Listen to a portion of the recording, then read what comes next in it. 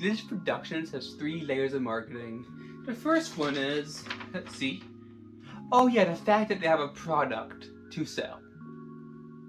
You see, you can't have an ad without a product to sell. Every ad has it, from the best ones to the worst ones. I can name them. They are. But the thing is, with a ad, you want the product itself to be appealing. Like, if you didn't see all the ad for it, would you still have any degree of wanting that product? With media, like Amazing Jewel Circus, you can kind of, it's obvious in a way why some people might want to get merch for that show. They already like the show, and they might want to support the creators or just express their interest in it. And there are already there's a certain group of people, those people who like merch. So they really play into those people that like the merch. Like, I personally don't buy much merch. They niche down to a certain audience.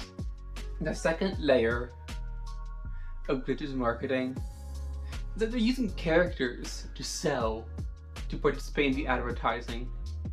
They're sometimes just selling stuff, or sometimes they're being tortured. Oh, that was bad.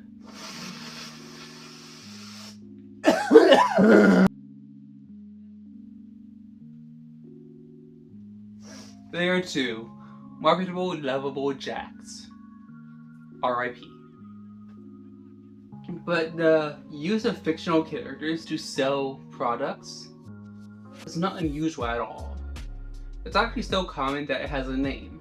It's called character merchandising. It's usually when you use a fictional character, or sometimes celebrities, you would have celebrities to sell a product. They could be just promoting it, I guess, but they could also just be like on the product. So it could be like a shirt with Pomni on it, or a life-size sculpture of Zoobs.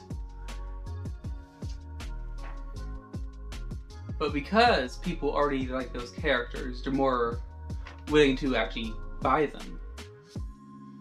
This might be a stretch, but if you ever heard of Robert Cialdini, he wrote a book called Influence New and Expanded. One of the ideas he mentioned in there is the idea of liking. If you like someone, you'd be more likely to buy a product or take a recommendation from them. So, people have kind of relationships in some ways with fictional characters. Sometimes they're just like, oh, I like this character.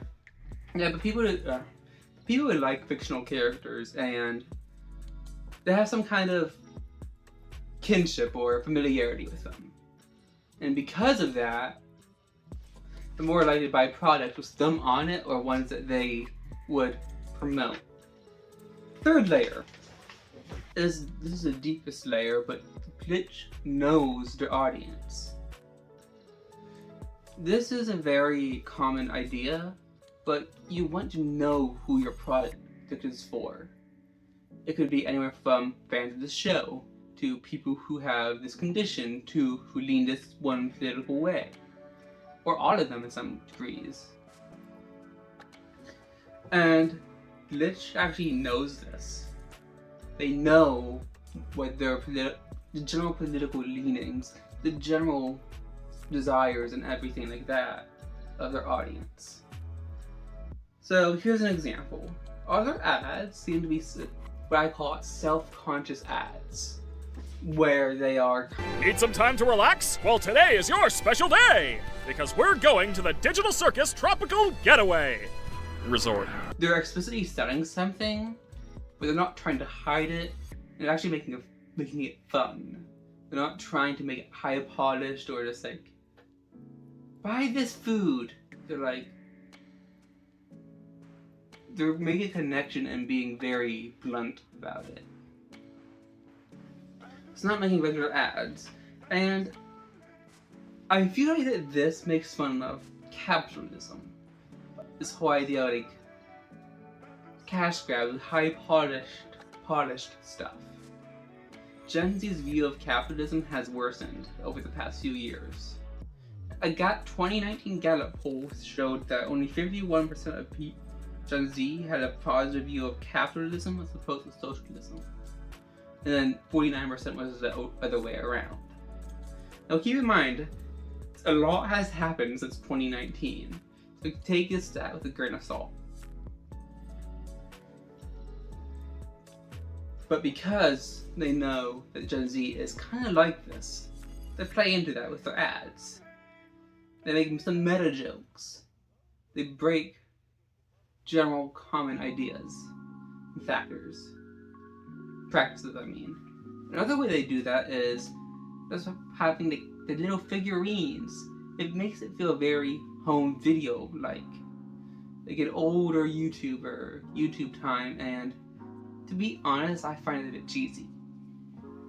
But this makes it feel authentic. Like you can see the hand in the, if you look, it's not, they're not hiding the hand. And that gives it authenticity. To be honest, in this world, a lot of stuff is just like really high polished, pseudo realistic, and heaven forbid AI. And that can be tiring. We just want something authentic. Brain smooth, head empty. Bye.